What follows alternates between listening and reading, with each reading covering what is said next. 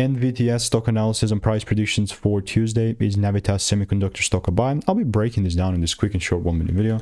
And by the way, having done well over 45,000 videos over 5 years, I've seen what's working for me and what's not.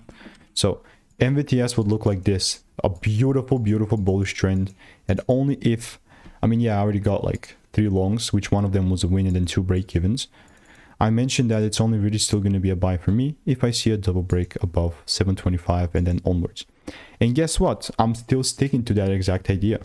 Still sticking to it, because just assuming bullish, I mean, you can do whatever you want. I'm not here to tell you, you know, you should not do this, you should not do that. I'm just saying like what's worked for me over 45,000 videos that I've done, recorded and documented. But if it comes lower and gives me a better setup, then I'm actually all ears for that. Like, I'm not closed-minded to just, okay, this must happen. No. So let me know what is your opinion. Like, that's my 2 cents on this. We'll obviously continue to keep you updated. Same way I took advantage of it here. I'm looking to just double down, double click a little later. So if you want to stay tuned and get stock picks and emails and insights sent out to you daily for free, click the first link in the description. See you in the next one. It's free.